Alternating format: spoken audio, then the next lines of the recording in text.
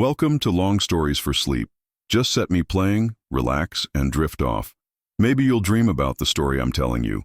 Subscribe and you'll have a library of stories to choose from. Comment to let me know where in the world you are and what stories you would like added. That's really helpful information. Enough rambling. On with the story. I know you'll love it, even if you don't reach the end. Part 2. Other Worlds. O brave new worlds that have such people in them. Section 13. How I had a vision of Flatland. It was the last day but one of the 1999th year of our era, and the first day of the long vacation. Having amused myself till a late hour with my favorite recreation of geometry, I had retired to rest with an unsolved problem in my mind. In the night I had a dream. I saw before me a vast multitude of small straight lines, which I naturally assumed to be women, interspersed with other beings still smaller and of the nature of lustrous points, all moving to and fro in one and the same straight line, and, as nearly as I could judge, with the same velocity. A noise of confused, multitudinous chirping or twittering issued from them at intervals as long as they were moving, but sometimes they ceased from motion, and then all was silence. Approaching one of the largest of what I thought to be women, I accosted her, but received no answer. A second and a third appeal on my part were equally ineffectual. Losing patience, at what appeared to me intolerable rudeness, I brought my mouth into a position full in front of her mouth so as to intercept her motion, and loudly repeated my question. Woman, what signifies this concourse, and this strange and confused chirping, and this monotonous motion to and fro in one and the same straight line? I am no woman, replied the small line. I am the monarch of the world. But thou, whence intrudest thou into my realm of Flatland? Receiving this abrupt reply, I begged pardon if I had in any way startled or molested His Royal Highness, and describing myself as a stranger, I besought the king to give me some account of his dominions. But I had the greatest possible difficulty in obtaining any information on points that really interested me, for the monarch could not refrain from constantly assuming that whatever was familiar to him must also be known to me, and that I was simulating ignorance in jest. However, by persevering questions, I elicited the following facts. It seemed that this poor ignorant monarch, as he called himself, was persuaded that the straight line which he called his kingdom, and in which he passed his existence, constituted the whole of the world, and indeed the whole of space. Not being able either to move or to see, save in his straight line, he had no conception of anything out of it. Though he had heard my voice when I first addressed him, the sounds had come to him in a manner so contrary to his experience that he had made no answer, seeing no man, as he expressed it, and hearing a voice as it were from my own intestines. Until the moment when I placed my mouth in his world, he had neither seen me nor heard anything except confused sounds beating against what I called his side, but what he called his inside or stomach. Nor had he even now the least conception of the region from which I had come. Outside his world, or line, all was a blank to him, nay, not even a blank, for a blank implies space. Say rather, all was non-existent. His subjects, of whom the small lines were men and the points women, were all alike confined in motion and eyesight to that single straight line, which was their world. It need scarcely be added that the whole of their horizon was limited to a point, nor could anyone ever see anything but a point. Man, woman, child, thing, each was a point to the eye of a Flatlander. Only by the sound of the voice could sex or age be distinguished.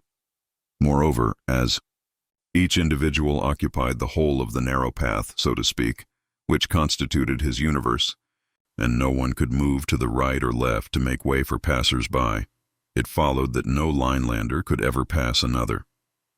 Once neighbors, always neighbors. Neighborhood with them was like marriage with us. Neighbors remained neighbors, till death did them part. Such a life, with all vision limited to a point, and all motion to a straight line, seemed to me inexpressibly dreary. And I was surprised to note the vivacity and cheerfulness of the king.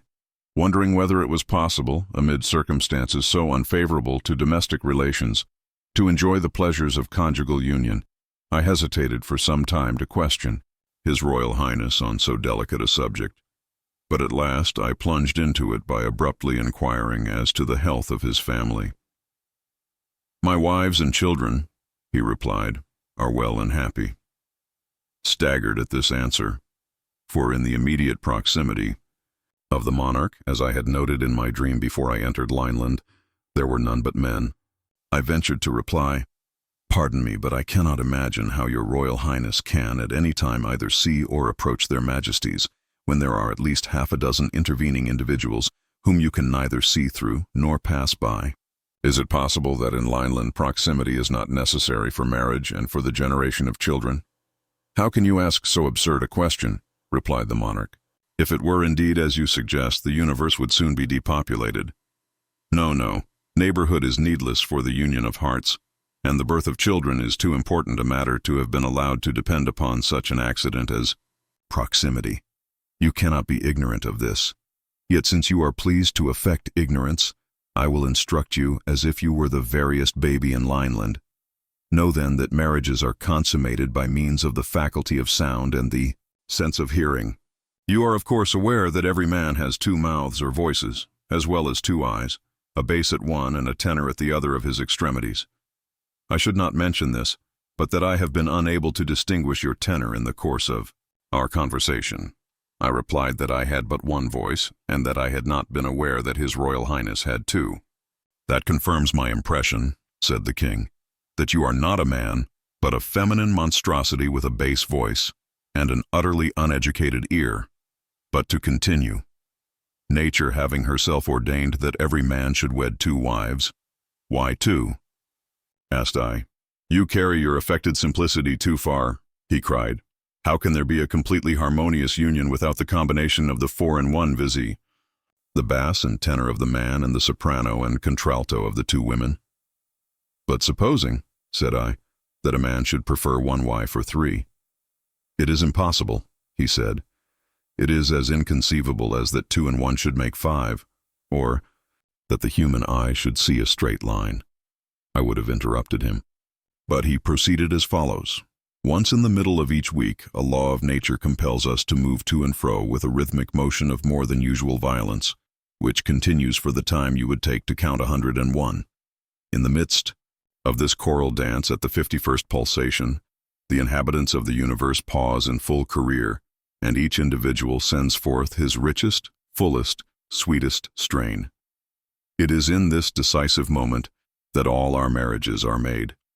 So exquisite is the adaptation of bass to treble, of tenor to contralto, that oftentimes the loved ones, though 20,000 leagues away, recognize at once the responsive note of their destined lover, and, penetrating the paltry obstacles of distance, love unites the three.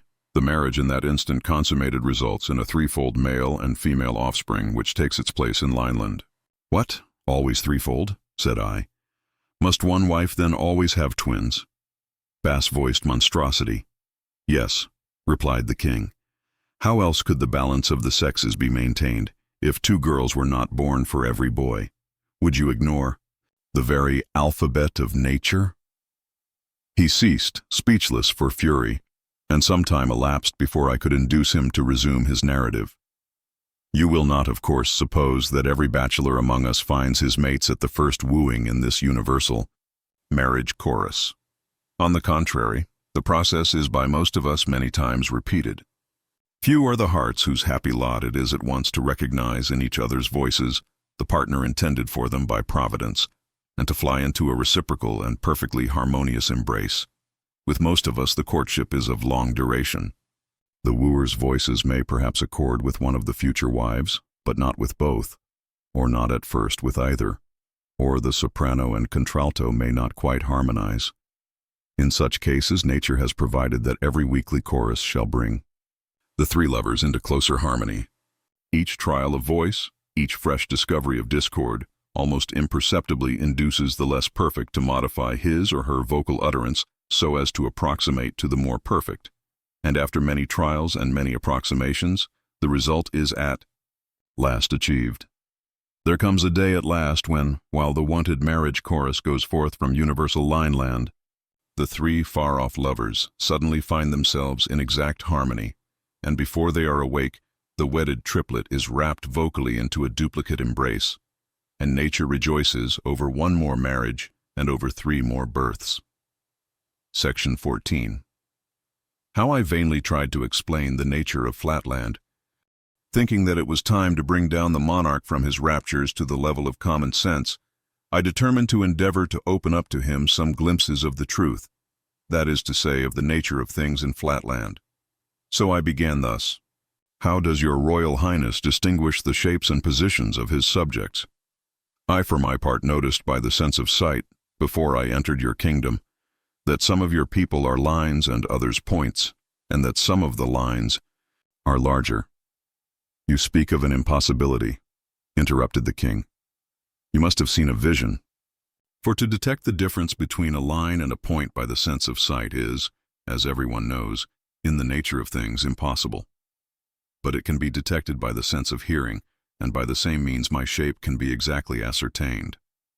Behold me, I am a line, the longest in Lineland, over 6 inches of space. Of length, I ventured to suggest. Fool, said he, space is length. Interrupt me again, and I have done. I apologized. But he continued scornfully, since you are impervious to argument, you shall hear with your ears how by means of my 2 voices I reveal my shape to my wives, who are at this moment 6,000 miles, 70 yards, 2 feet 8 inches away, the one to the north, the other to the south. Listen, I call to them. He chirruped, and then complacently continued. My wives at this moment, receiving the sound of one of my voices, closely followed by the other, and perceiving that the latter reaches them after an interval in which sound can traverse 6,457 inches, infer that one of my mouths is 6,457 inches further from them than the other, and accordingly know my shape to be 6,457 inches. But you will of course understand that my wives do not make this calculation every time they hear my 2 voices. They made it once for all before we were married. But they could make it at any time, and in the same way I can estimate the shape of any of my male subjects by the sense of sound. But how, said I, if a man feigns a woman's voice with one of his 2 voices, or so disguises his southern voice that it cannot be recognized as the echo of the northern? May not such deceptions cause great inconvenience? And have you no means of checking frauds of this kind by commanding your neighboring subjects to feel one another? This, of course, was a very stupid question, for feeling could not have answered the purpose, but I asked with the view of irritating the monarch, and I succeeded perfectly. What? Cried he in horror.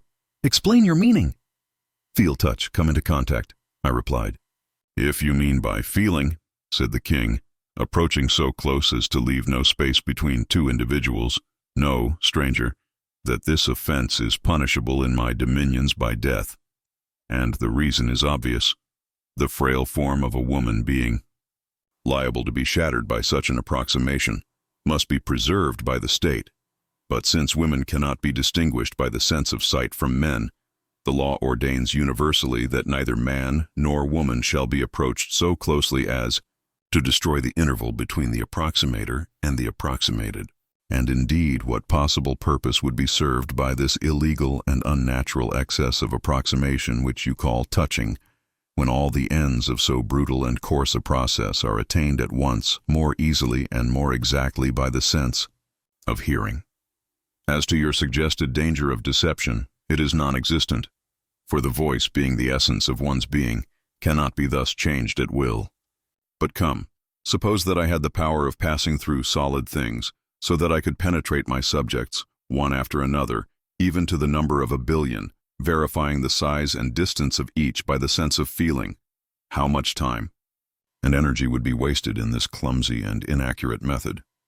Whereas now, in one moment of audition, I take as it were the census and statistics, local, corporeal, mental and spiritual, of every living being in Lineland. Hark, only hark, so saying, he paused and listened, as if in an ecstasy, to a sound, which seemed to me no better than a tiny chirping from an innumerable multitude of Lilliputian grasshoppers. Truly, replied I, your sense of hearing serves you in good stead, and fills up many of your deficiencies. But permit me to point out that your life in Lineland must be deplorably dull. To see nothing but a point, not even to be able to contemplate a straight line. Nay, not even to know what a straight line is. To see, yet be cut off from those linear prospects which are vouchsafed to us in Flatland. Better surely to have no sense of sight at all than to see so little. I grant you I have not your discriminative faculty of hearing, for the concert of all lineland which gives you such intense pleasure is to me no better than a multitudinous twittering or chirping. But at least I can discern, by sight, a line from a point. And let me prove it. Just before I came into your kingdom, I saw you dancing from left to right and then from right to left, with 7 men and a woman in your immediate proximity on the left, and 8 men and 2 women on your right. Is not this correct? It is correct, said the king, so far as the numbers and sexes are concerned, though I know not what you mean by right and left, but I deny that you saw these things. For how could you see the line, that is to say the inside of any man? But you must have heard these things, and then dreamed that you saw them. And let me ask what you mean by those words left and right. I suppose it is your way of saying northward and southward. Not so, replied I. Besides your motion of northward and southward, there is another motion which I call from right to left. King, exhibit to me, if you please, this motion from left to right, I. Nay, that I cannot do, unless you could step out of your line altogether. King, out of my line? Do you mean out of the world? Out of space? I. Well, yes, out of your world, out of your space, for your space is not the true space. True space is a plane, but your space is only a line, King. If you cannot indicate this motion from left to right by yourself moving in it, then I beg you to describe it to me in words. I. If you cannot tell your right side from your left, I fear that no words of mine can make my meaning clear to you. But surely you cannot be ignorant of so simple a distinction. King, I do not in the least understand you. I. Alas, how shall I make it clear? When you move straight on, does it not sometimes occur to you that you could move in some other way, turning your eye round so as to look in the direction towards which your side is now fronting? In other words, instead of always moving in the direction of one of your extremities, do you never feel a desire to move in the direction, so to speak, of your side? King, never. And what do you mean? How can a man's inside front in any direction? Or how can a man move in the direction of his inside? I. Well then, since words cannot explain the matter, I will try deeds, and will move gradually out of lineland in the direction which I desire to indicate to you. At the word I began to move my body out of lineland. As long as any part of me remained in his dominion and in his view, the king kept exclaiming, I see you still, you are not moving. But when I had at last moved myself out of his line, he cried in his shrillest voice, She has vanished, she is dead. I am not dead, replied I. I am simply out of lineland, that is to say, out of the straight line which you call space, and in the true space, where I can see things as they are. And at this moment I can see your line, or side, or inside, as you are pleased to call it. And I can see also the men and women on the north and south of you, whom I will now enumerate, describing their order, their size, and the interval between each. When I had done this at great length, I cried triumphantly, Does that at last convince you? And with that, I once more entered lineland, taking up the same position as before. But the monarch replied, If you were a man of sense, though, as you appear to have only one voice, I have little doubt you are not a man but a woman. But if you had a particle of sense, you would listen to reason. You ask me to believe that there is another line besides that which my senses indicate, and another motion besides that of which I am daily conscious. I, in return, ask you to describe in words or indicate by motion that other line of which you speak. Instead of moving, you merely exercise some magic art of vanishing and returning to sight, and instead of any lucid description of your new world, you simply tell me the numbers and sizes of some 40 of my retinue, facts known to any child in my capital. Can anything be more irrational or audacious? Acknowledge your folly, or depart from my dominions. Furious at his perversity, and especially indignant that he professed to be ignorant of my sex. I retorted in no measured terms, "Besotted being, you think yourself the perfection of existence, while you are in reality the most imperfect and imbecile. You profess to see, whereas you can see nothing but a point. You plume yourself on inferring the existence of a straight line. But I can see straight lines and infer the existence of angles, triangles, squares, pentagons, hexagons, and even circles. Why waste more words? Suffice it that I am the completion of your incomplete self. You are a line, but I am a line. Of lines, called in my country a square. And even I, infinitely superior, though I am to you, am of little account among the great nobles of Flatland, whence I have come to visit you, in the hope of enlightening your ignorance." Hearing these words, the king advanced towards me with a menacing cry, as if to pierce me through the diagonal. And in that same moment there arose from myriads of his subjects a multitudinous war cry, increasing in vehemence till at last methought it rivaled the roar of an army of 100,000 isosceles, and the artillery of 1,000 pentagons. Spellbound and motionless, I could neither speak nor move to avert the impending destruction. And still the noise grew louder, and the king came closer, when I awoke to find the breakfast bell recalling me to the realities of Flatland. Section 15. Concerning a stranger from Spaceland, from dreams I proceed to facts. It was the last day of the 1999th year of our era. The pattering of the rain had long ago announced nightfall, and I was sitting in the company of my wife, musing on the events of the past and the prospects of the coming year, the coming century, the coming millennium. Note: when I say sitting, of course I do not mean any change of attitude such as you in Spaceland signify by that word. For as we have no feet, we can no more sit nor stand, in your sense of the word, than one of your souls or flounders. Nevertheless, we perfectly well recognize the different mental states of volition implied in lying, sitting, and standing, which are to some extent indicated to a beholder by a slight increase of luster corresponding to the increase of volition. But on this, and 1,000 other kindred subjects, time forbids me to dwell. My 4 sons and 2 orphan grandchildren had retired to their several apartments, and my wife alone remained with me to see the old millennium out and the new one in.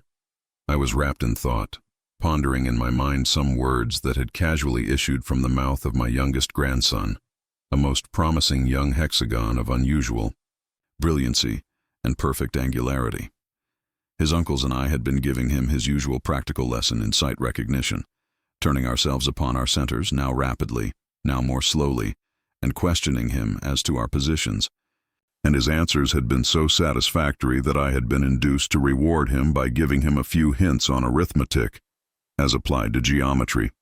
Taking 9 squares, each an inch every way, I had put them together so as to make one large square, with a side of 3 inches, and I had hence proved to my little grandson that, though it was impossible for us to see the inside of the square, yet we might ascertain the number of square inches in a square by simply squaring the number of inches in the side. And thus, said I, we know that 3, 2, or 9 represents the number of square inches in a square whose side is 3 inches long. This little hexagon meditated on this a while and then said to me, "But you have been teaching me to raise numbers to the 3rd power. I suppose 3 or 3 must mean something in geometry." "What does it mean?" "Nothing at all," replied I. "Not at least in geometry, for geometry has only 2 dimensions.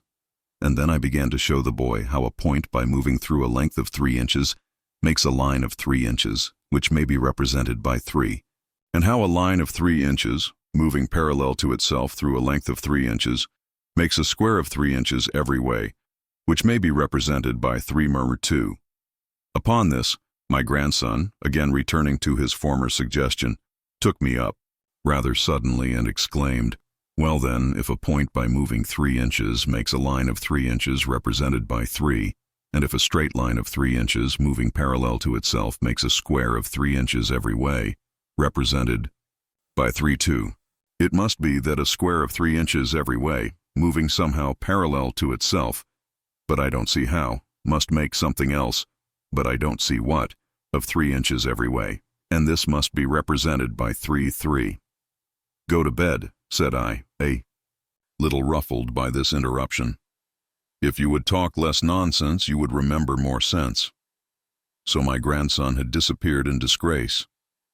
And there I sat by my wife's side, endeavoring to form a retrospect of the year 1999 and of the possibilities of the year 2000, but not quite able to shake off the thoughts suggested by the prattle of my bright little hexagon. Only a few sands now remained in the half-hour glass.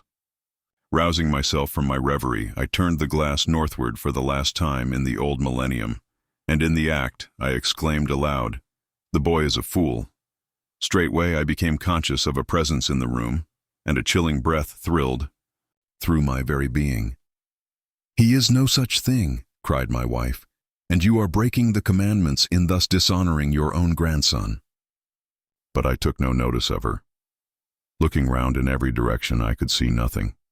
Yet still I felt a presence, and shivered as the cold whisper came again. I started up. "What is the matter?" said my wife. "There is no draft. What are you looking for?" "There is nothing." There was nothing, and I resumed my seat, again exclaiming, "The boy is a fool, I say. 3 can have no meaning in geometry." At once there came a distinctly audible reply. "The boy is not a fool, and 3 has an obvious geometrical meaning." My wife as well as myself heard the words, although she did not understand their meaning, and both of us sprang forward in the direction of the sound. What was our horror when we saw before us a figure?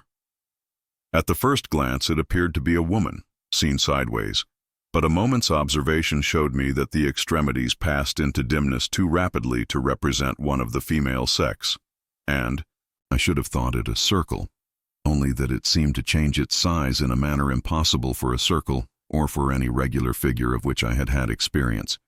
But my wife had not my experience, nor the coolness necessary to note these characteristics. With the usual hastiness and unreasoning jealousy of her sex, she flew at once to the conclusion that a woman had entered the house through some small aperture. "How comes this person here?" she exclaimed. "You promised me, my dear, that there should be no ventilators in our new house." "Nor are there any," said I. "But what makes you think that the stranger is a woman?" "I see by my power of sight recognition." "Oh, I have no patience with your sight recognition," replied she. "Feeling is believing, and a straight line to the touch is worth a circle to the sight. 2 proverbs, very common with the frailer sex in Flatland." "Well," said I, for I was afraid of irritating her, "if it must be so, demand an introduction." Assuming her most gracious manner, my wife advanced towards the stranger.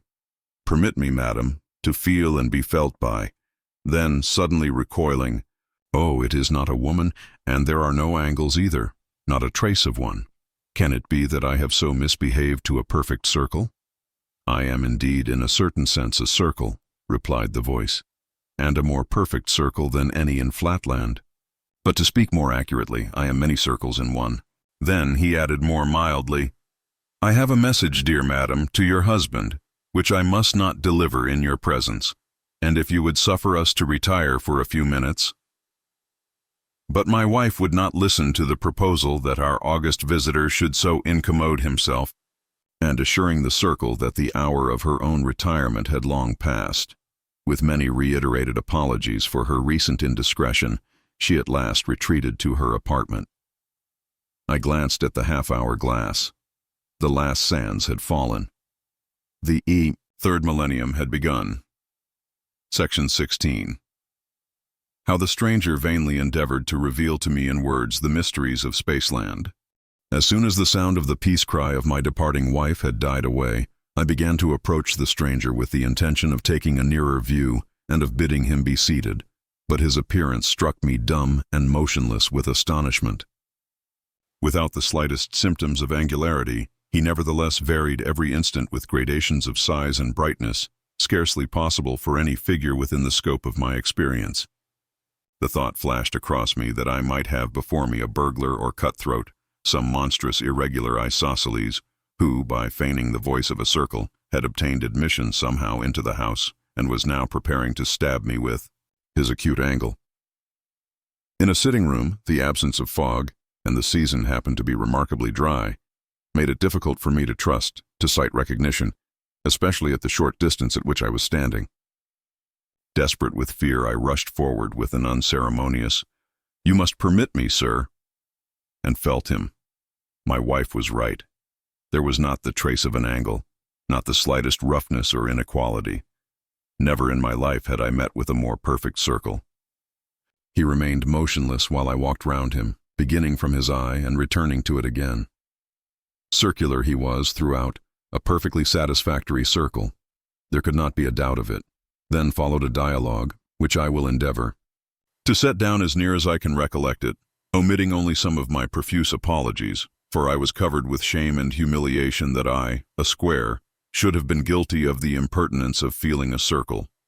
It was commenced by the stranger with some impatience at the lengthiness of my introductory process. "Stranger, have you felt me enough by this time? Are you not introduced to me yet?" I. "Most illustrious sir, excuse my awkwardness, which arises not from ignorance of the usages of polite society, but from a little surprise and nervousness consequent on this somewhat unexpected visit, and I beseech you to reveal my indiscretion to no one, and especially not to my wife. But before your lordship enters into further communications, would he deign to satisfy the curiosity of one who would gladly know whence his visitor came?" Stranger. From space, sir." "Whence else?" I.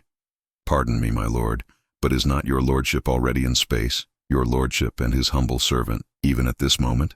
Stranger. "Pooh! What do you know of space?" "Define space to I." "Space, my lord, is height and breadth indefinitely prolonged." Stranger. "Exactly. You see, you do not even know what space is. You think it is of 2 dimensions only, but I have come to announce to you a third, height, breadth, and length." I. "Your lordship is pleased to be merry.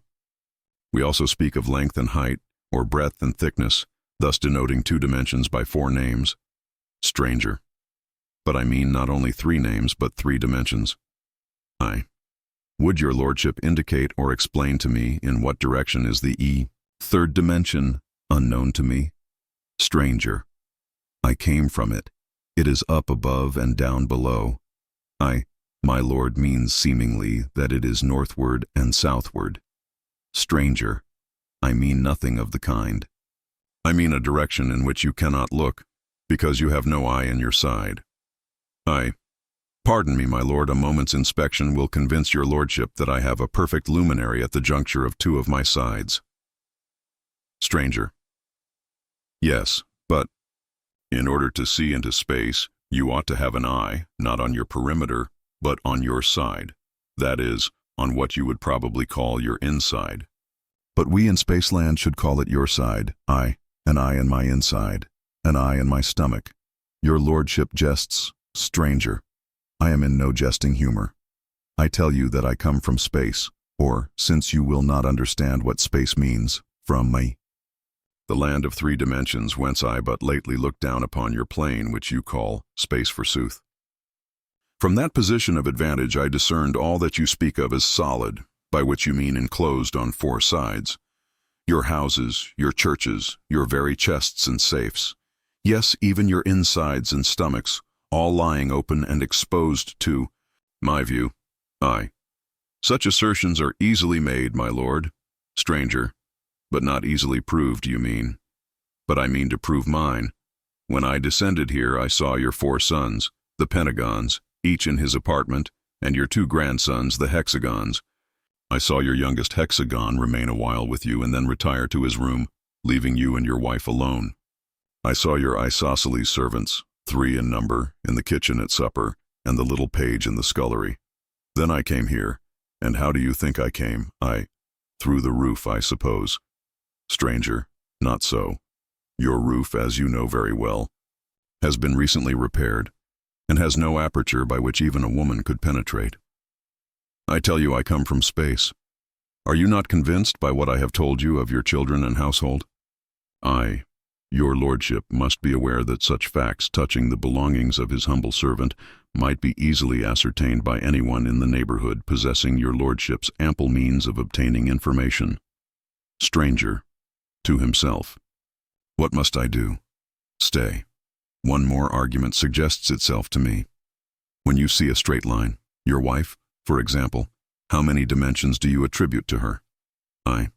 Your lordship would treat me as if I were one of the vulgar who, being ignorant of mathematics, suppose that a woman is really a straight line and only of one dimension. No, no, my lord. We squares are better advised and are as well aware as your lordship that a woman, though popularly called a straight line, is really and scientifically a very thin parallelogram possessing two dimensions like the rest of us, viz., length and breadth or thickness. Stranger. But the very fact that a line is visible implies that it possesses yet another dimension. My lord, I have just acknowledged that a woman is broad as well as long. We see her length, we infer her breadth, which, though very slight, is capable of measurement. Stranger, you do not understand me. I mean that when you see a woman you ought, besides inferring her breadth, to see her length, and to see what we call her height, although that last dimension is infinitesimal in your country. If a line were mere length without height, it would cease to occupy space and would become invisible. Surely you must recognize this. I must indeed confess that I do not in the least understand your lordship. When we in Flatland see a line, we see length and brightness. If the brightness disappears, the line is extinguished and, as you say, ceases to occupy space. But am I to suppose that your lordship gives to brightness the title of a dimension, and that what we call bright you call high? Stranger. No, indeed. By height, I mean a dimension like your length. Only with you, height is not so easily perceptible, being extremely small. My lord, your assertion is easily put to the test. You say I have a third dimension which you call height. Now, dimension implies direction and measurement. Do but measure my height, or merely indicate to me the direction in which my height extends, and I will become your convert. Otherwise, your lordship's own understanding must hold me excused. Stranger. To himself. I can do neither. How shall I convince him? Surely a plain statement of facts followed by ocular demonstration ought to suffice. Now, sir, listen to me. You are living on a plain. What you style Flatland is the vast level surface of what I may call a fluid, on or in, the top of which you and your countrymen move about, without rising above it or falling below it. I am not a plane figure, but a solid. You call me a circle. But in reality I am not a circle, but an infinite number of circles, of size varying from a point to a circle of 13 inches in diameter, one placed on the top of the other. When I cut through your plane as I am now doing, I make in your plane a section which you, very rightly, call a circle. For even a sphere, which is my proper name in my own country, if he manifest himself at all to an inhabitant of Flatland, must needs manifest himself as a circle. Do you not remember, for I, who see all things, discerned last night the phantasmal vision of Lineland written upon your brain? Do you not remember, I say, how, when you entered the realm of Lineland, you were compelled to manifest yourself to the king, not as a square, but as a line, because that linear realm had not dimensions enough to represent the whole of you, but only a slice or section of you. In precisely the same way, your country of 2 dimensions is not spacious enough to represent me, a being of 3, but can only exhibit a slice or section of me, which is what you call a circle. The diminished brightness of your eye indicates incredulity. But now prepare to receive proof positive of the truth of my assertions. You cannot indeed see more than one of my sections, or circles, at a time, for you have no power to raise your eye out of the plane of Flatland. But you can at least see that as I rise in space, so my sections become smaller. See now, I will rise, and the effect upon your eye will be that my circle will become smaller and smaller till it dwindles to a point and finally vanishes. There was no rising that I could see, but he diminished and finally vanished. I winked once or twice to make sure that I was not dreaming, but it was no dream, for from the depths of nowhere came forth a hollow voice, close to my heart it seemed. Am I quite gone? Are you convinced now? Well, now I will gradually return to Flatland, and you shall see my section become larger and larger. Every reader in Spaceland will easily understand that my mysterious guest was speaking the language of truth and even of simplicity. But to me, proficient though I was in Flatland mathematics, it was by no means a simple matter.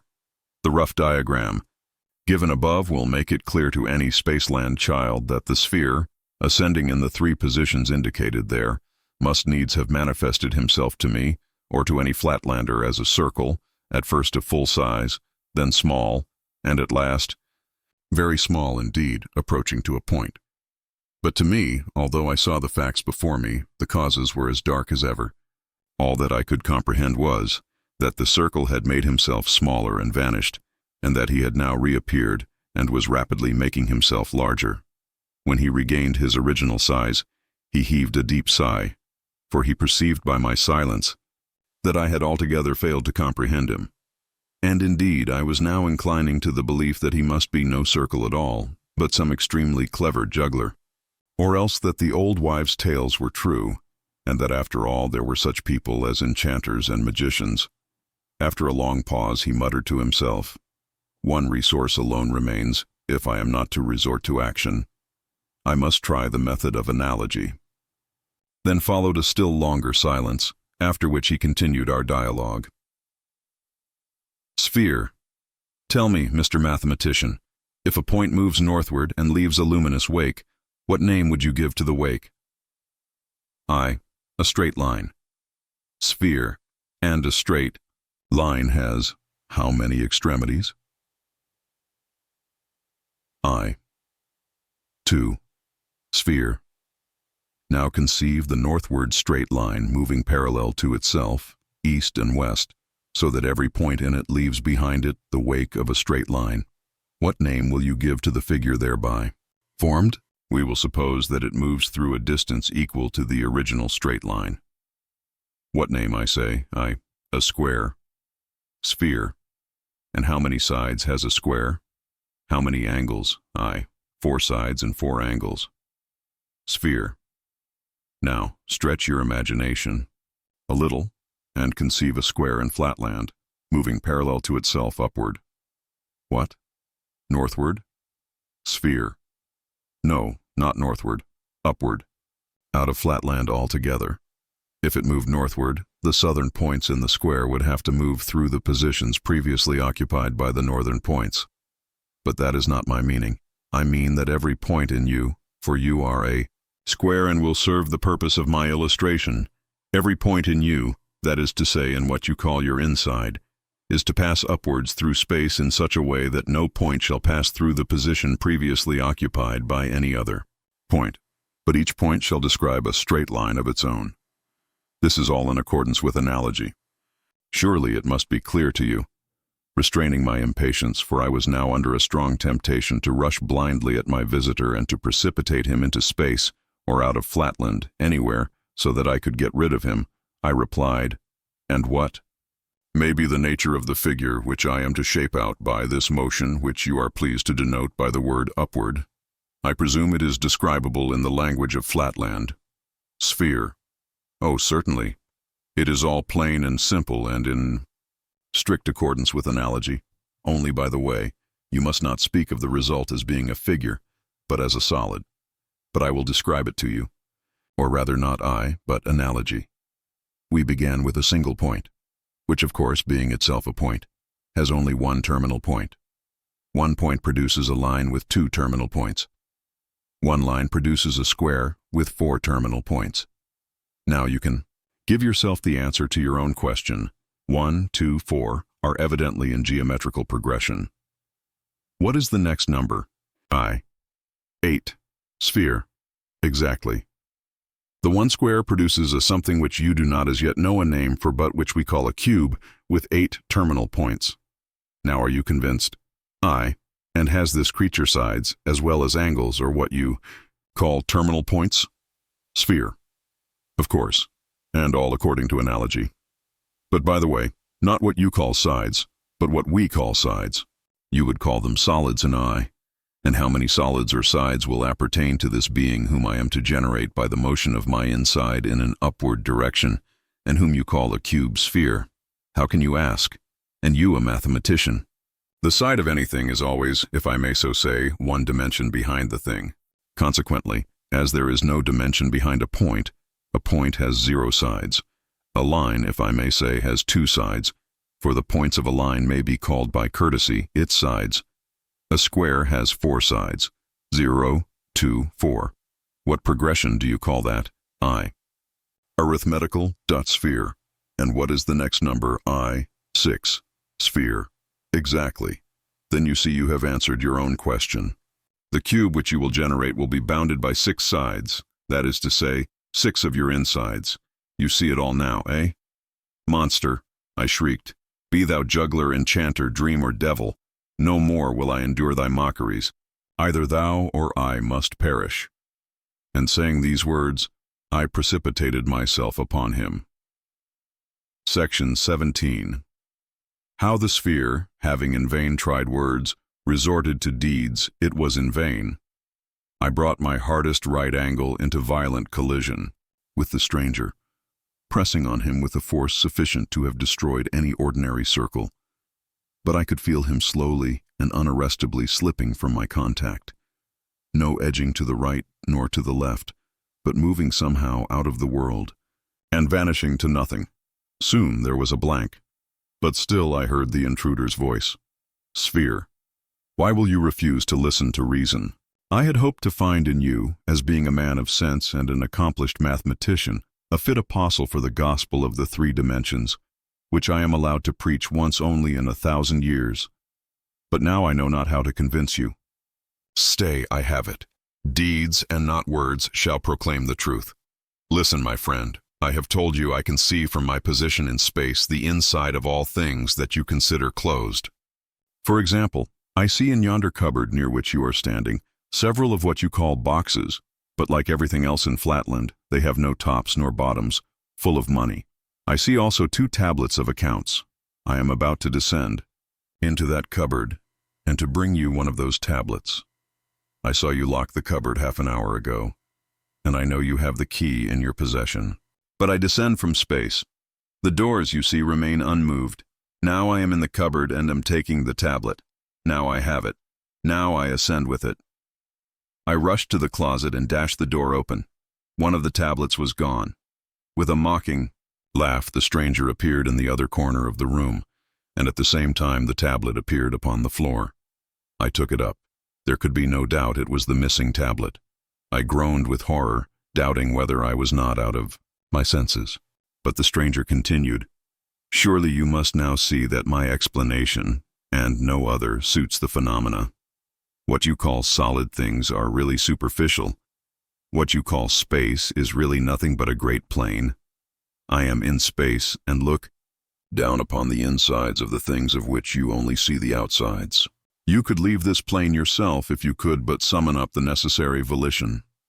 A slight upward or downward motion would enable you to see all that I can see. The higher I mount, and the further I go from your plane, the more I can see, though of course I see it on a smaller scale. For example, I am ascending. Now I can see your neighbor the hexagon and his family in their several apartments. Now I see the inside of the theater, 10 doors off, from which the audience is only just departing, and on the other side a circle in his study, sitting at his books. Now I shall come back to you. And as a crowning proof, what do you say to my giving you a touch, just the least touch, in your stomach? It will not seriously injure you, and the slight pain you may suffer cannot be compared with the mental benefit you will receive. Before I could utter a word of remonstrance, I felt a shooting pain in my inside, and a demoniacal laugh seemed to issue from within me. A moment afterwards, the sharp agony had ceased, leaving nothing but a dull ache behind, and the stranger began to reappear, saying, as he gradually increased in size, There, I have not hurt you much, have I? If you are not convinced now, I don't know what will convince you. What say you? My resolution was taken. It seemed intolerable that I should endure existence subject to the arbitrary visitations of a magician who could thus play tricks with one's very stomach. If only I could in any way manage to pin him against the wall till help came. Once more I dashed my hardest angle against him, at the same time alarming the whole household by my cries for aid. I believe at the moment of my onset, The stranger had sunk below our plane and really found difficulty in rising. In any case, he remained motionless, while I, hearing, as I thought, the sound of some help approaching, pressed against him with redoubled vigor and continued to shout for assistance. A convulsive shudder ran through the sphere. "This must not be," I thought I heard him say. "Either he must listen to reason, or I must have recourse to the last resource of civilization." Then, addressing me in a louder tone, he hurriedly exclaimed, "Listen, no stranger must witness what you have witnessed. Send your wife back at once before she enters the apartment. The gospel of 3 dimensions must not be thus frustrated. Not thus must the fruits of 1,000 years of waiting be thrown away. I hear her coming. Back, back, away from me, or you must go with me, whither you know not, into the land of 3 dimensions. Fool, madman, irregular," I exclaimed.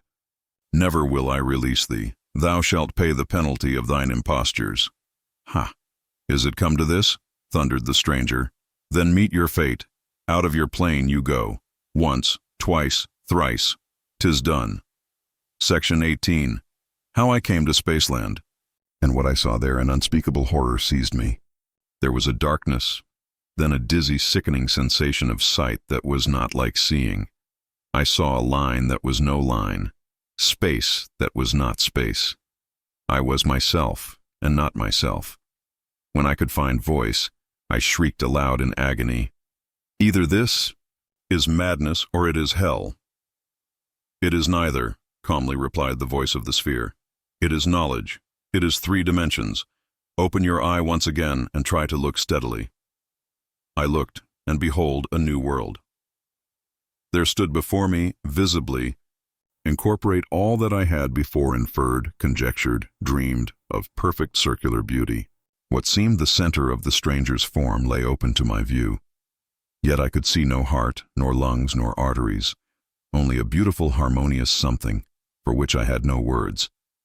But you, my readers in Spaceland, would call it the surface of the sphere. Prostrating myself mentally before my guide, I cried, "How is it, O divine ideal of consummate loveliness and wisdom, that I see thy inside, and yet cannot discern thy heart, thy lungs, thy arteries, thy liver?"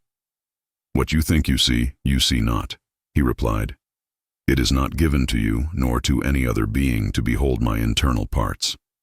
I am of a different order of beings from those in Flatland. Were I a circle, you could discern my intestines. But I am a being, composed, as I told you before, of many circles, the many in the one, called in this country a sphere, and, just as the outside of a cube is a square, so the outside of a sphere presents the appearance of a circle." Bewildered though I was by my teacher's enigmatic utterance, I no longer chafed against it, but worshipped him in silent adoration. He continued, with more mildness in his voice, "Distress not yourself if you cannot at first understand the deeper mysteries of Spaceland. By degrees they will dawn upon you. Let us begin by casting back a glance at the region whence you came. Return with me a while to the plains of Flatland, and I will show you that which you have often reasoned and thought about, but never seen with the sense of sight, a visible angle." "Impossible," I cried. But the sphere leading the way, I followed as if in a dream, till once more his voice arrested me. "Look yonder and behold your own pentagonal house and all its inmates." I looked below and saw with my physical eye all that domestic individuality which I had hitherto merely inferred with the understanding, and how poor and shadowy was the inferred conjecture in comparison with the reality which I now beheld. My 4 sons calmly asleep in the northwestern rooms, my 2 orphan grandsons to the south, the servants, the butler, my daughter, all in their several apartments. Only my affectionate wife, alarmed by my continued absence, had quitted her room and was roving up and down in the hall, anxiously awaiting my return.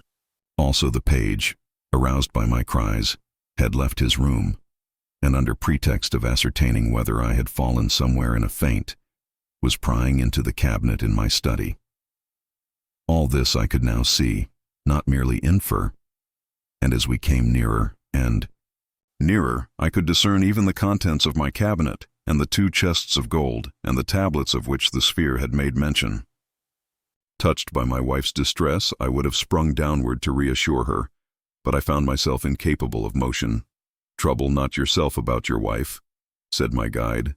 "She will not be long left in anxiety. Meantime, let us take a survey of Flatland."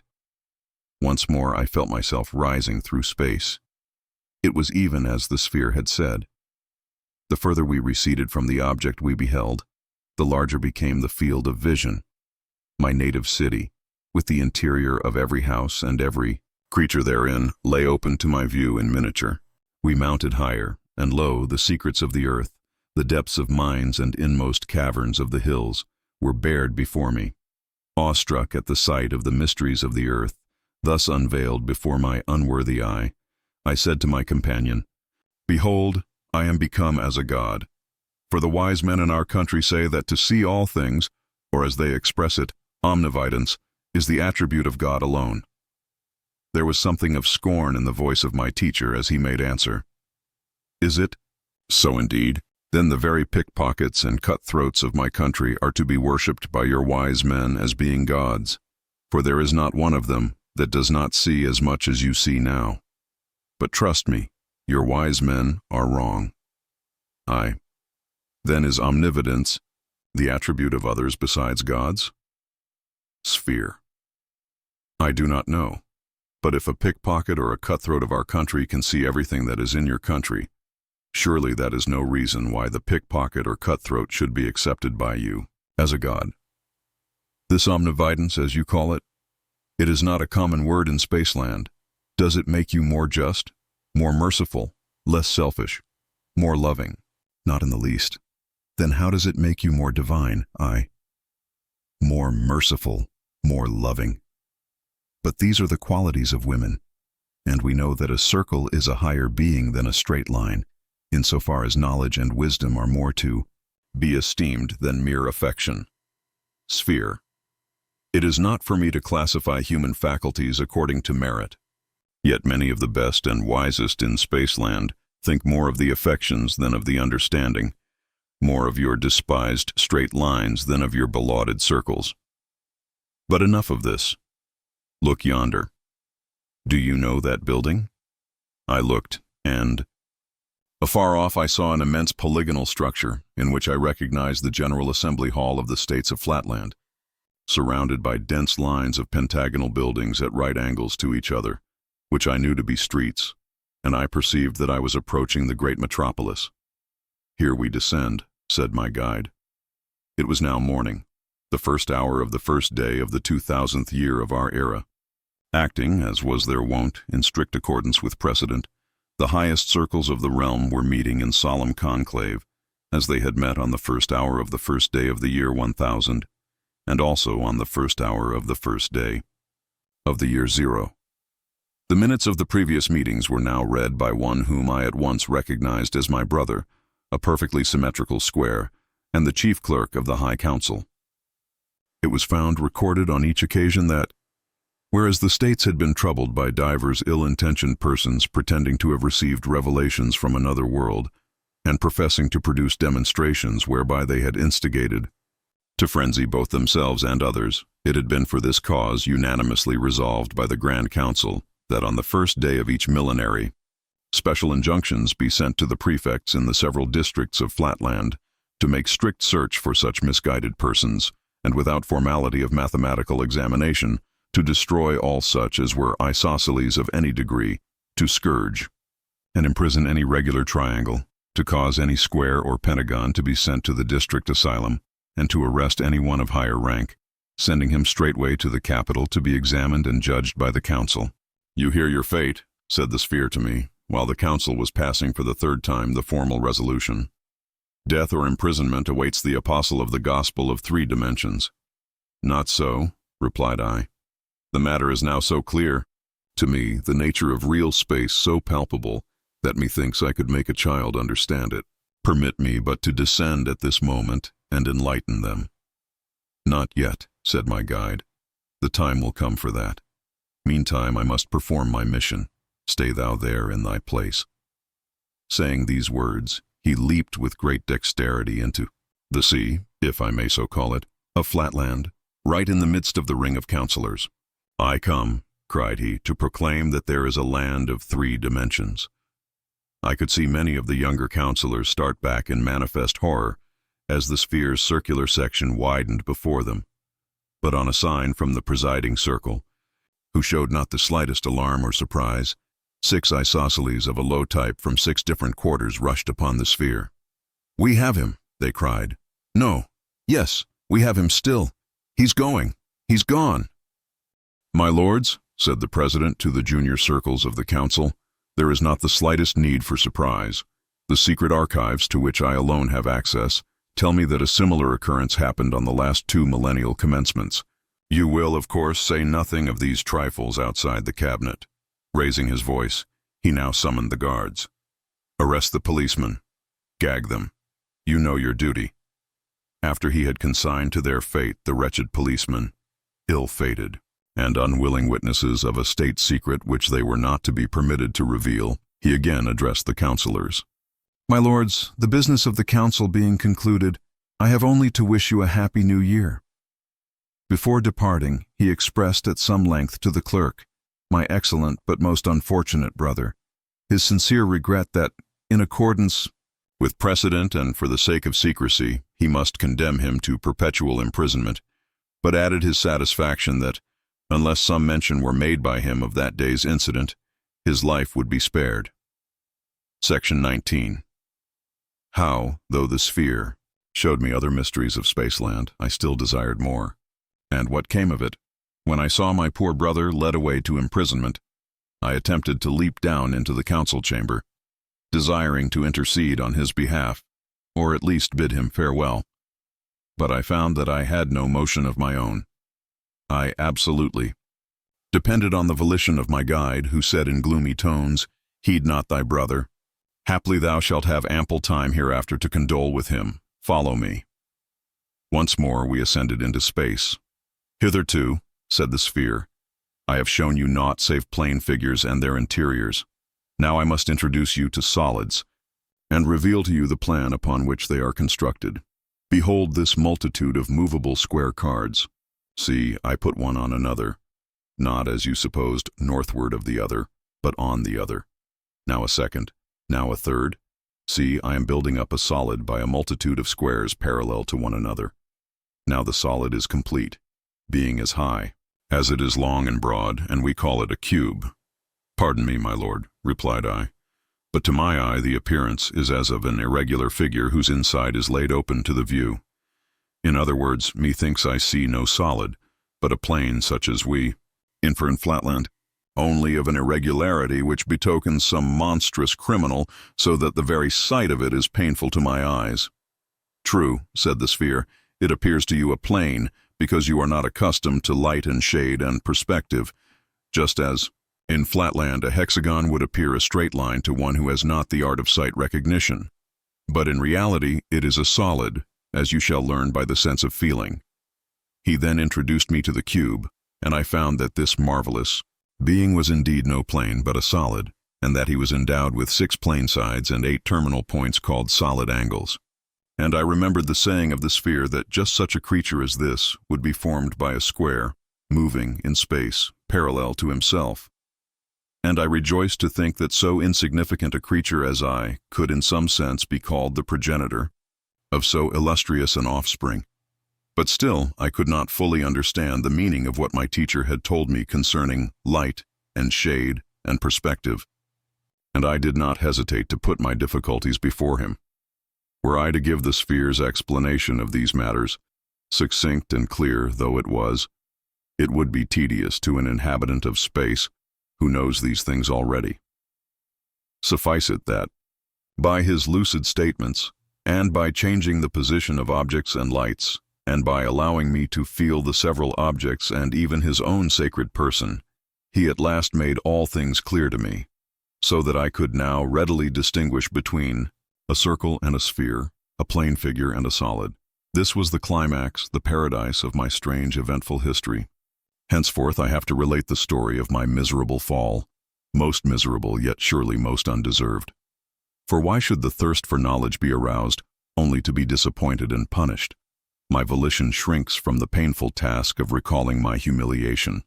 Yet, like a second Prometheus, I will endure this and worse, if by any means I may arouse in the interiors of plain and solid humanity a spirit of rebellion against the conceit which would limit our dimensions to 2 or 3 or any number short of infinity. Away then with all personal considerations. Let me continue to the end as I began, without further digressions or anticipations, pursuing the plain path of dispassionate history. The exact facts, the exact words, and they are burnt in upon my brain, shall be set down without alteration of an iota, and let my readers judge between me and destiny. The sphere would willingly have continued his lessons by indoctrinating me in the conformation of all regular solids, cylinders, cones, pyramids, pentahedrons, hexahedrons, dodecahedrons, and spheres. But I ventured to interrupt him. Not that I was wearied of knowledge. On the contrary, I thirsted for yet deeper and fuller draughts than he was offering to me.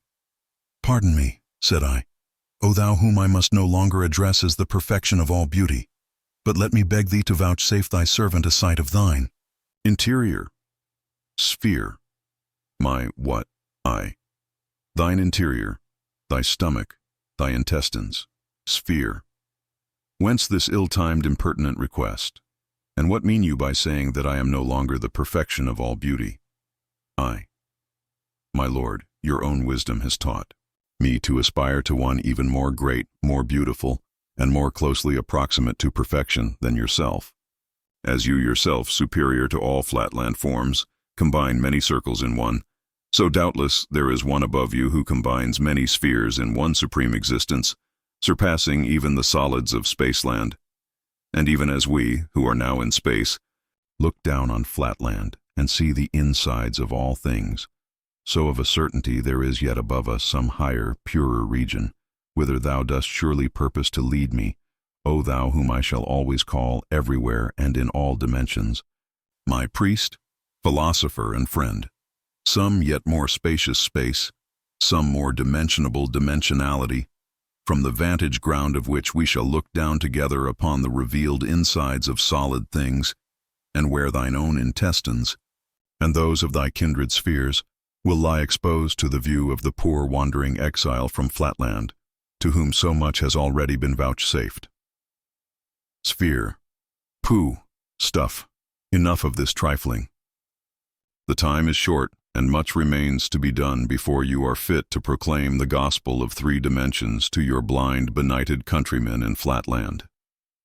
Nay, gracious teacher, deny me not what I know it is in thy power to perform. Grant me but one glimpse of thine interior, and I am satisfied forever, remaining henceforth thy docile pupil, thy unemancipable slave, ready to receive all thy teachings and to feed upon the words that fall from thy lips. Sphere. Well then, to content. And silence you, let me say at once, I would show you what you wish if I could, but I cannot. Would you have me turn my stomach inside out to oblige you? Aye. But my Lord has shown me the intestines of all my countrymen in the land of 2 dimensions by taking me with him into the land of 3. What therefore more easy than now to take his servant on a second journey into the blessed region of the 4th dimension, where I shall look down with him once more upon this land of 3 dimensions and see the inside of every 3-dimensioned house, the secrets of the solid earth, the treasures of the mines in Spaceland, and the intestines of every solid living creature, even of the noble and adorable spheres. Sphere. But where is this land of 4 dimensions? I know not, but doubtless my teacher knows. Sphere. Not I. There is no such land. The very idea of it is utterly inconceivable. Not inconceivable, my lord, to me, and therefore still less inconceivable to my master. Nay, I despair. Not that even here, in this region of 3 dimensions, your lordship's art may make the 4th dimension visible to me. Just as in the land of 2 dimensions my teacher's skill would fain have opened the eyes of his blind servant to the invisible presence of a 3rd dimension, though I saw it not. Let me recall the past. Was I not taught below that when I saw a line and inferred a plane, I in reality saw a third unrecognized dimension, not the same as brightness, called height?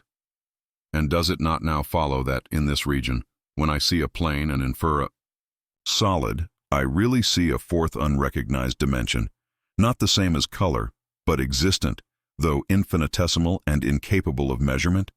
And besides this, there is the argument from analogy of figures, sphere.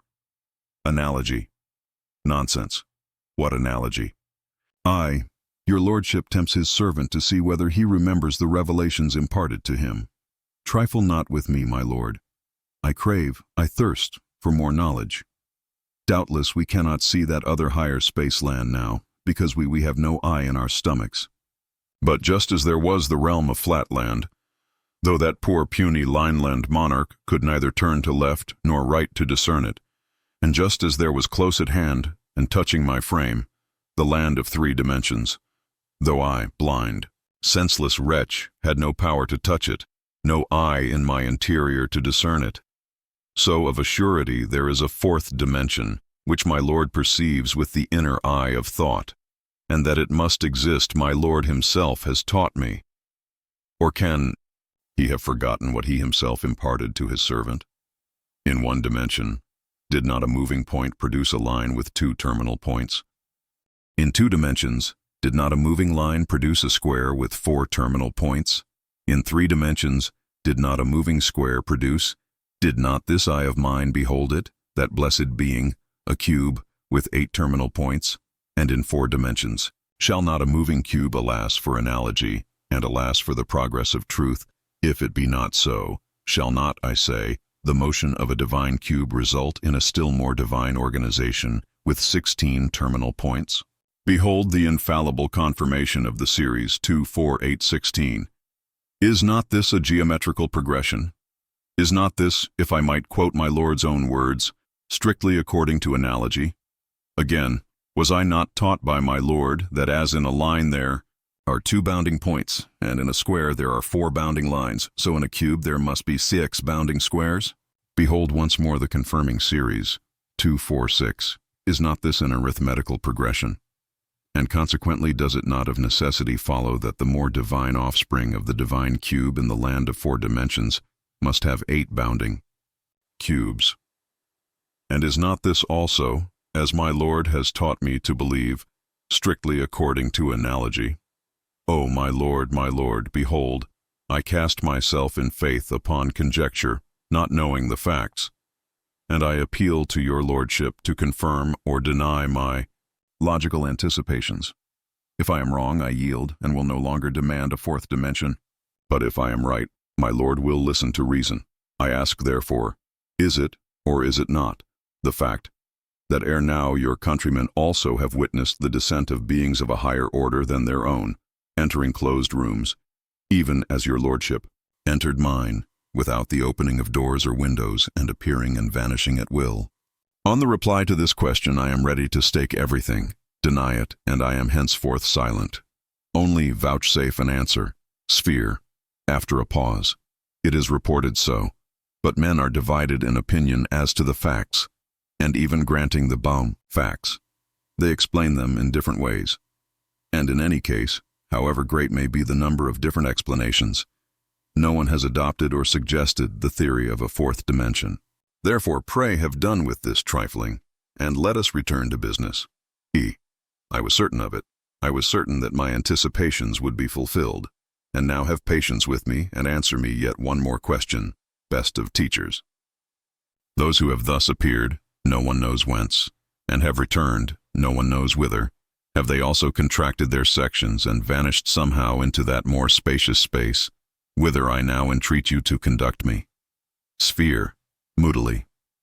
They have vanished certainly if they ever appeared, but most people say that these visions arose from the thought, you will not understand me, from the brain, from the perturbed angularity of the seer. Say they so?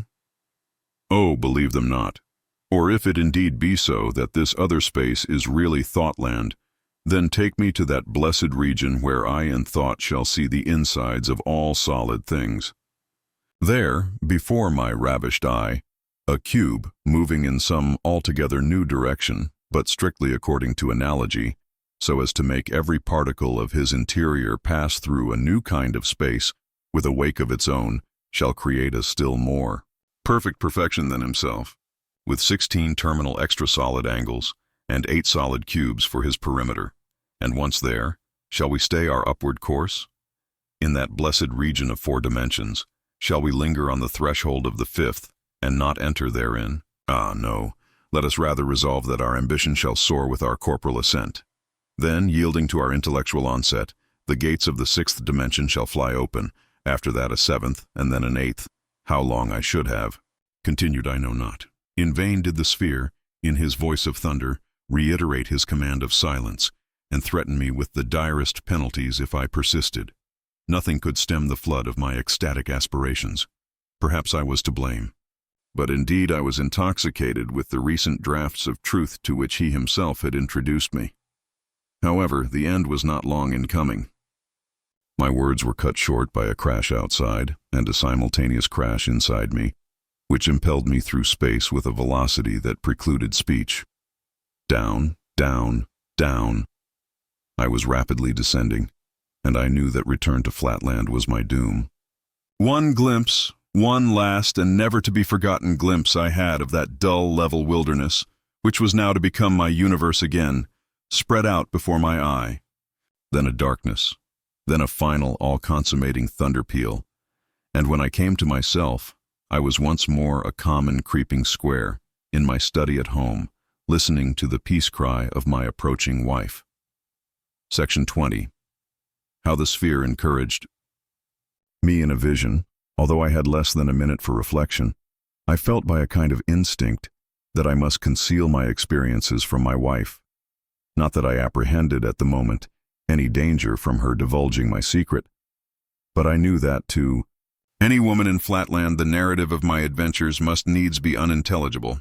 So I endeavored to reassure her by some story, invented for the occasion, that I had accidentally fallen through the trapdoor of the cellar and had there lain stunned.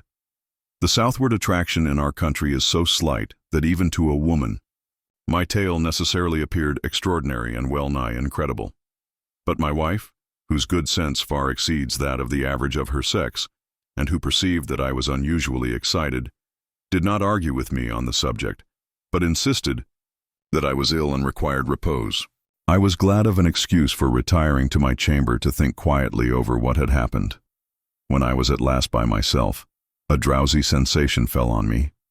But before my eyes closed, I endeavored to reproduce the 3rd dimension, and especially the process by which a cube is constructed through the motion of a square. It was not so clear as I could have wished. But I remembered that it must be upward and yet not northward, and I determined steadfastly to retain these words as the clue which, if firmly grasped, could not fail to guide me to the solution. So mechanically repeating, like a charm, the words, upward yet not northward, I fell into a sound, refreshing sleep. During my slumber I had a dream. I thought I was once more by the side of the sphere, whose lustrous hue betokened that he had exchanged his wrath against me for perfect placability. We were moving together towards a bright but infinitesimally small point, to which my master directed my attention. As we approached, methought there issued from it a slight humming noise as from one of your Spaceland blue bottles, only less resonant by far, so slight indeed that even in the perfect stillness of the vacuum through which we soared, the sound reached not our ears till we checked our flight at a distance from it of something under 20 human diagonals. Look yonder, said my guide. In Flatland thou hast lived. Of Lineland thou hast received a vision. Thou hast soared with me to the heights of Spaceland. Now, in order to complete the range of thy experience, I conduct thee downward to the lowest depth of existence, even to the realm of Pointland, the abyss of no dimensions. Behold yon miserable creature. That point is a being like ourselves, but confined to the non-dimensional gulf. He is himself his own world, his own universe. Of any other than himself he can form no conception. He knows not length, nor breadth, nor height, for he has had no experience of them. He has no cognizance even of the number 2, nor has he a thought of plurality, for he is himself his one and all, being really nothing. Yet mark his perfect self-contentment, and hence learn this lesson, that to be self-contented is to be vile and ignorant, and that to aspire is better than to be blindly and impotently happy. Now listen." He ceased, and there arose from the little, buzzing creature a tiny, low, monotonous, but distinct tinkling, as from one of your Spaceland phonographs, from which I caught these words, "Infinite beatitude of existence. It is, and there is none else beside it." "What," said I, "does the puny creature mean by it?" "He means himself," said the sphere. "Have you not noticed before now that babies and babyish people who cannot distinguish themselves from the world speak of themselves in the third person?" "But hush, it fills all space," continued the little soliloquizing creature, "and what it fills it is, what it thinks that it utters, and what it utters that it hears, and it itself is thinker, utterer, hearer, thought, word, audition. It is the one and yet the all in all. The happiness of being." "Can you not startle the little thing out of its complacency?" said I. "Tell it what it really is, as you told me. Reveal to it the narrow limitations of Pointland, and lead it up to something higher." "That is no easy task," said my master. "Try you." Hereon, raising my voice to the uttermost, I addressed the point as follows. "Silence, silence, contemptible creature. You call yourself the all in all, but you are the nothing. Your so-called universe is a mere speck in a line, and a line is a mere shadow as compared with—" "Hush, hush, you have said enough," interrupted the sphere. "Now listen, and mark the effect of your harangue on the king of Pointland." The luster of the monarch, who beamed more brightly than ever upon hearing my words, showed clearly that he retained his complacency, and I had hardly ceased when he took up his strain again. The joy of thought! What can it not achieve by thinking, its own thought coming to itself, suggestive of its disparagement, thereby to enhance its happiness? Sweet rebellion stirred up to result in triumph. The divine creative power of the all-in-one. The joy of being. "You see," said my teacher, "how little your words have done. So far as the monarch understands them at all, he accepts them as his own, for he cannot conceive of any other except himself, and plumes himself upon the variety of its thought as an instance of creative power. Let us leave this god of Pointland to the ignorant fruition of his omnipresence and omniscience. Nothing that you or I can do can rescue him from his self-satisfaction." After this, as we floated gently back to Flatland, I could hear the mild voice of my companion pointing the moral of my vision, and stimulating me to aspire, and to teach others to aspire. He had been angered at first, he confessed, by my ambition to soar to dimensions above the third. But, since then, he had received fresh insight, and he was not too proud to acknowledge his error to a pupil. Then he proceeded to initiate me into mysteries yet higher than those I had witnessed, showing me how to construct extra solids by the motion of solids, and double extra solids by the motion of extra solids, and all strictly according to analogy, all by methods so simple, so easy, as to be patent even to the female sex. Section 21. How I tried to teach the theory of 3 dimensions to my grandson, and with what success I awoke rejoicing, and began to reflect on the glorious career before me. I would go forth, methought, at once, and evangelize the whole of Flatland. Even to women and soldiers should the gospel of 3 dimensions be proclaimed. I would begin with my wife. Just as I had decided on the plan of my operations, I heard the sound of many voices in the street commanding silence. Then followed a louder voice. It was a herald's proclamation.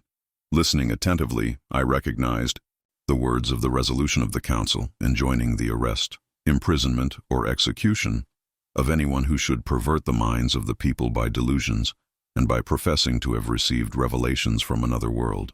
I reflected. This danger was not to be trifled with. It would be better to avoid it by omitting all mention of my revelation and by proceeding on the path of demonstration, which after all seemed so simple and so conclusive that nothing would be lost by discarding the former means.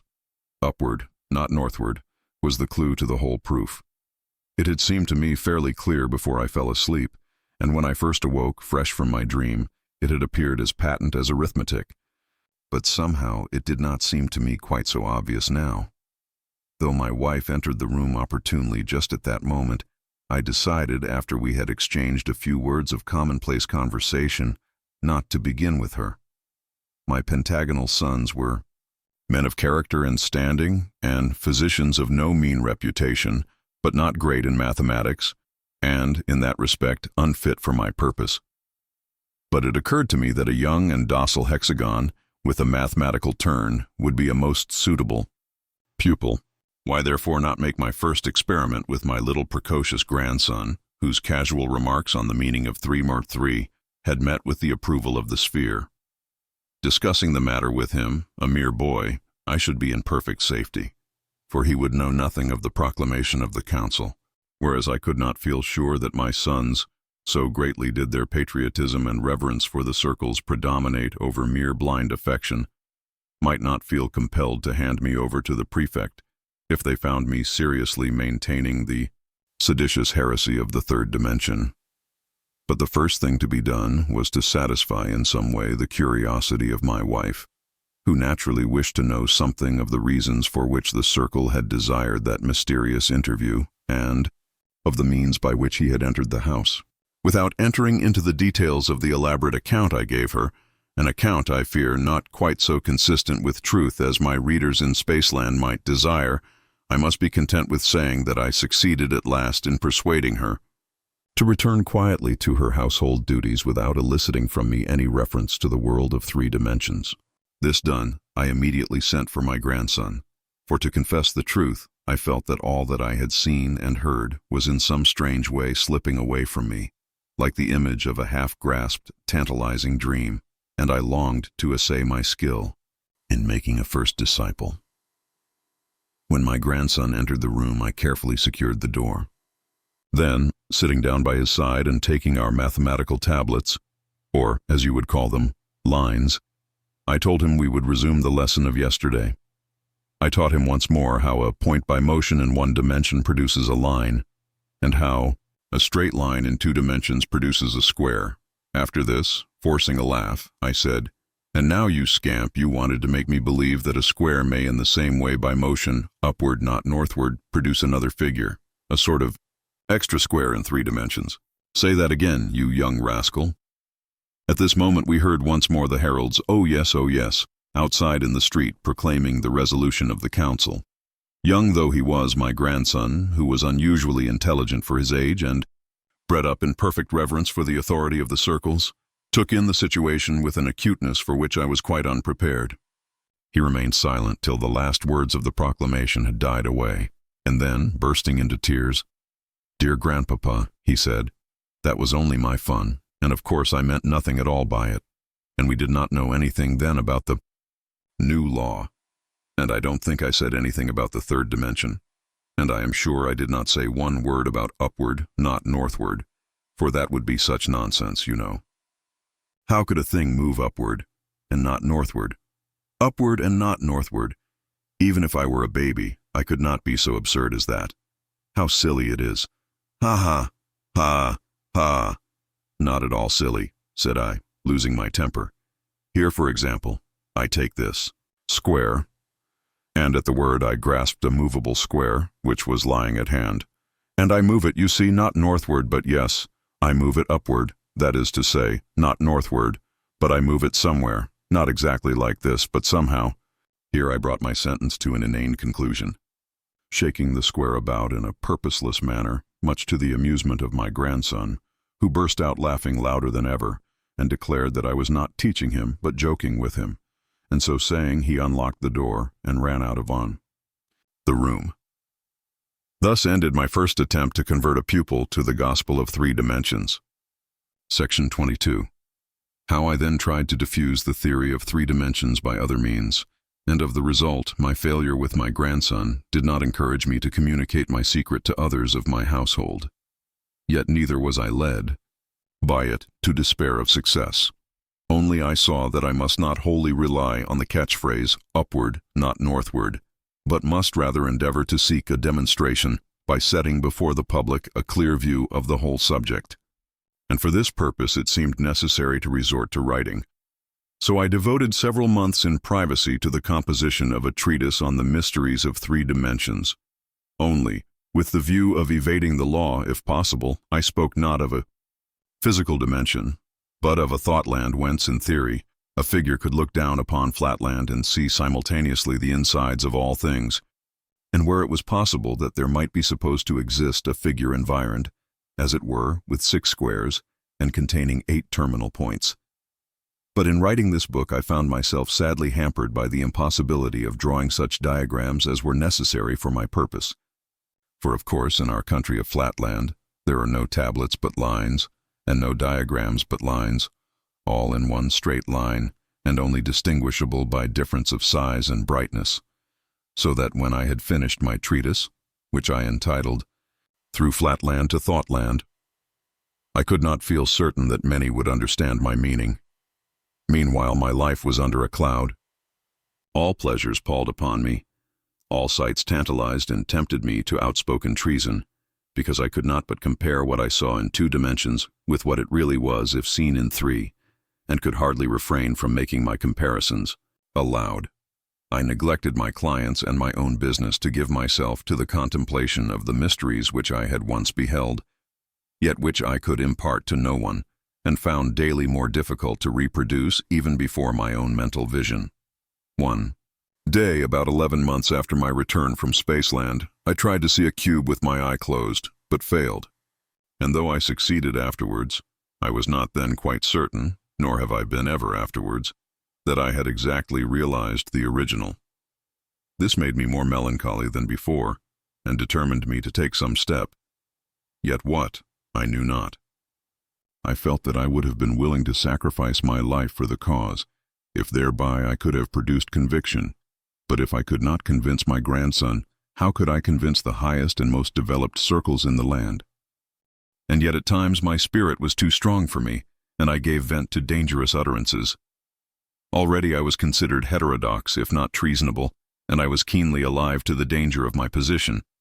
Nevertheless, I could not at times refrain from bursting out into suspicious or half-seditious utterances, even among the highest polygonal and circular society. When, for example, the question arose about the treatment of those lunatics who said that they had received the power of seeing the insides of things, I would quote the saying of an ancient circle, who declared that prophets and inspired people are always considered by the majority to be mad.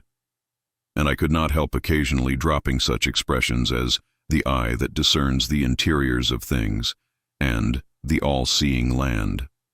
Once or twice I even let fall the forbidden terms, the 3rd and 4th dimensions.